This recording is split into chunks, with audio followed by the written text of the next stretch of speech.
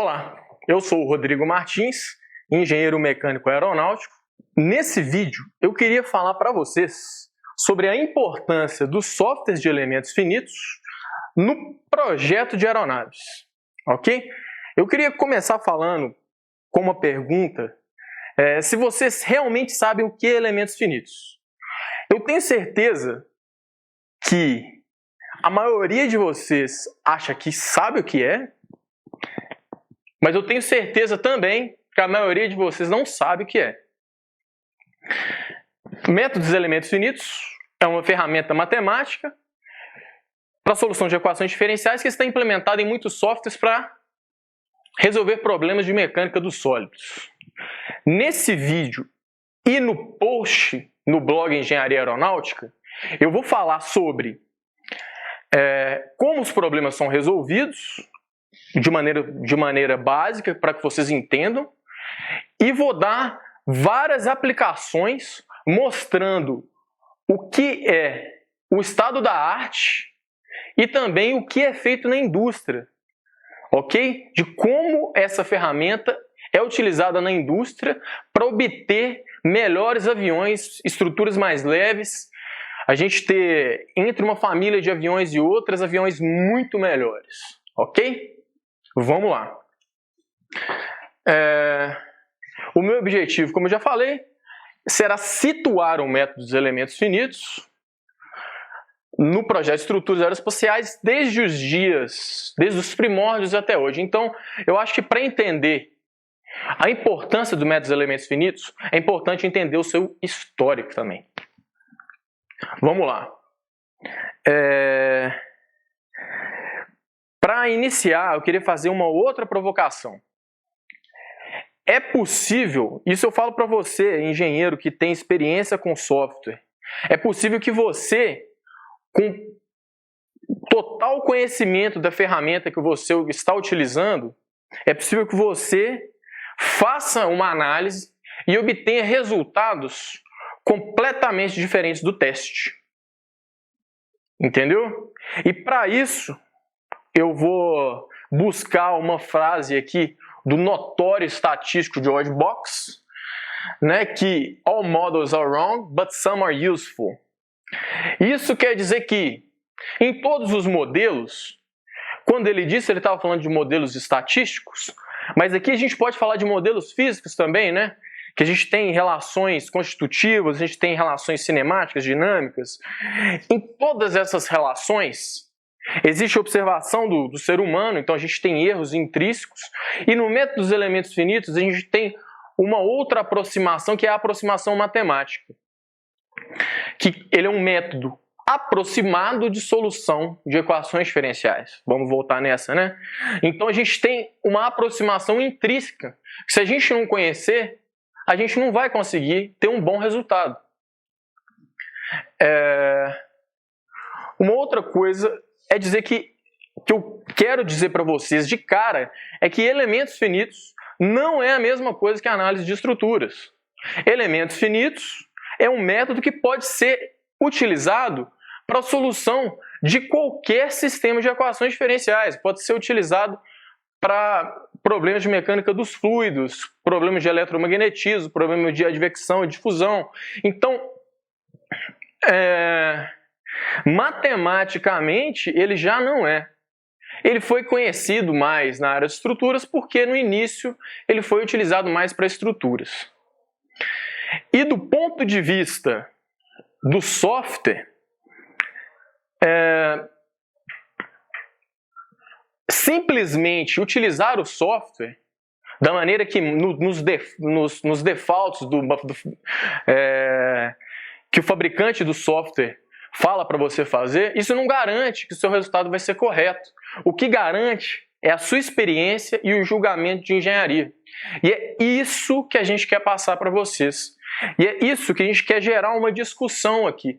Por isso, dúvidas e sugestões são muito bem-vindas nesses posts e nos vídeos.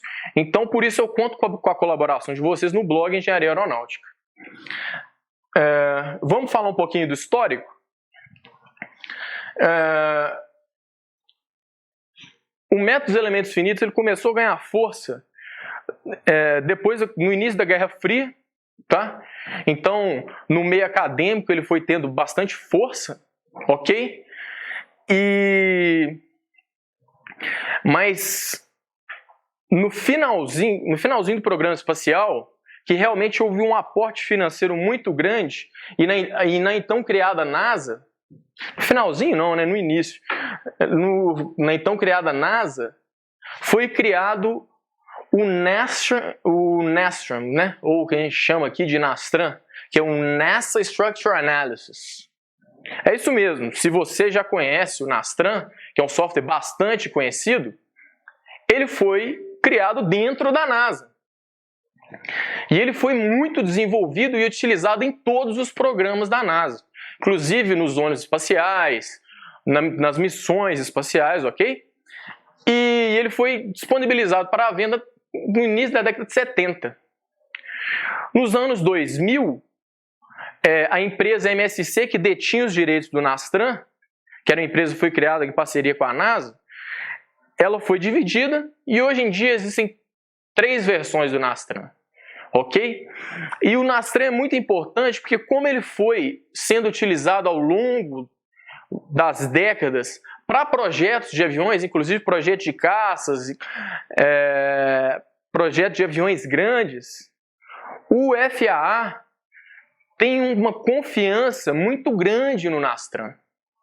Então, talvez vocês estejam se questionando, por que não está falando de ANSYS, não está falando de ABAC, não está falando de outros softwares que são até mais famosos que o NASTRAM em outras indústrias? É por causa disso. É um pouco porque a indústria aeronáutica tem um respaldo pelo NASTRAM. O NASTRAM, ele tem um respaldo na indústria, ok?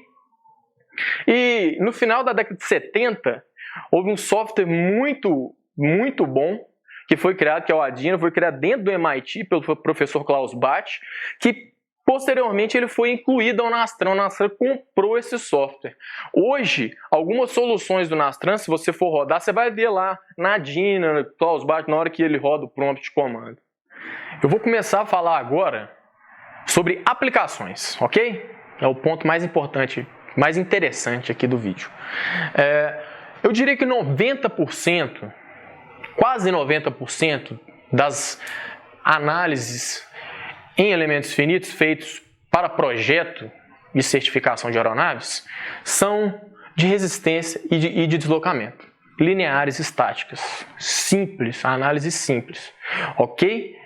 E essas análises são feitas em modelos globais, que são modelos com uma malha bem grosseira e que carregamentos são aplicados de uma maneira bem simplificada, ok?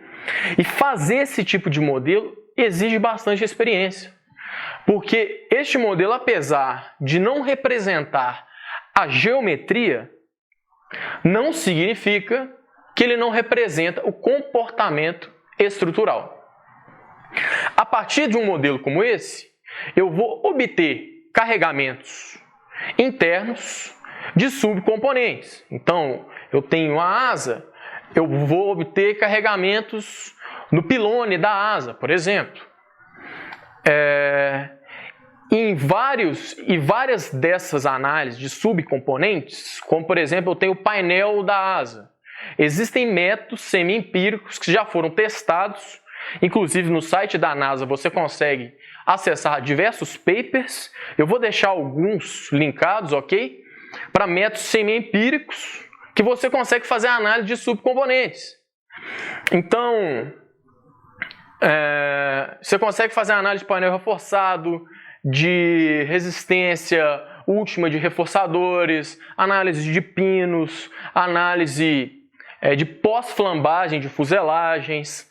Então, todas essas análises com métodos semi-empíricos testados que funcionam muitas vezes melhor do que um modelo super refinado de elementos finitos. Todas essas análises foram possíveis a partir de um modelo global bem feito. Ok? Vou passar para a segunda parte aqui, que é a otimização. Tá? Eu pulei aqui outros tipos de análise mais corriqueiras, análise de flambagem, análise modal, análise, ok? Porque já estão aí, já são do beabá de análises estáticas, ok? Coloquei dentro do mesmo saco. Mas vamos falar aqui de otimização estrutural, ok? Vamos falar do que está na crista da onda, otimização de topologia.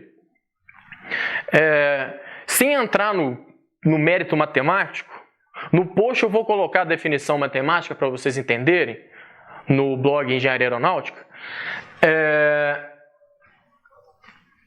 Em um certo volume, ok? Então eu tenho uma peça que ela vai ocupar ela tem um volume máximo que ela pode ocupar dentro da minha máquina ou dentro do meu subsistema do avião.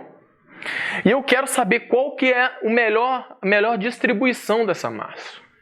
Então, se eu souber a melhor distribuição, eu consigo colocar o mínimo de massa possível, ok? Então, existe muita pesquisa sobre isso. E esse tipo de análise é bastante complicado até de funcionar, ok? Não de funcionar, mas você ter um resultado realmente bom. Mas, hoje em dia, empresas já estão conseguindo obter resultados muito bons, muito superiores. E essas estruturas geralmente formam estruturas orgânicas, tá? No post eu vou colocar alguns exemplos, tá? Nervuras de aviões e tal.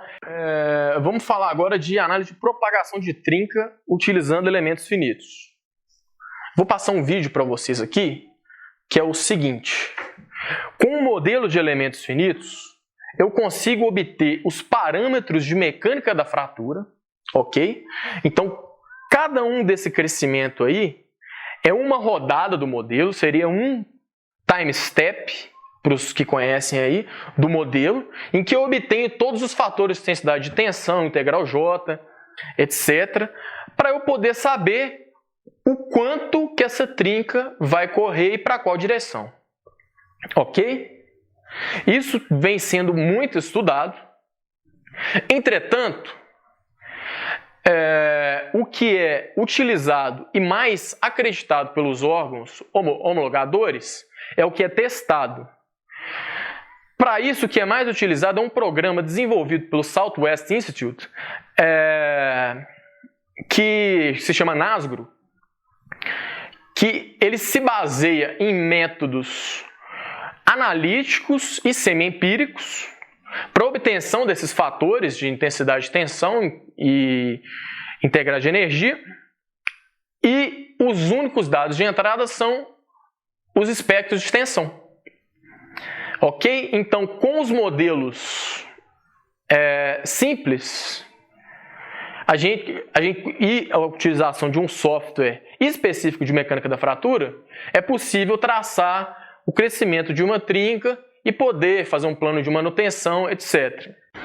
Passando para mais uma aplicação, eu vou falar sobre análise de impacto de pássaro. Vocês estão vendo aí um impacto de um pássaro aí, você está vendo que ele se desmancha inteiro. Eu vou colocar um link de um ensaio de impacto de pássaro também para vocês verem.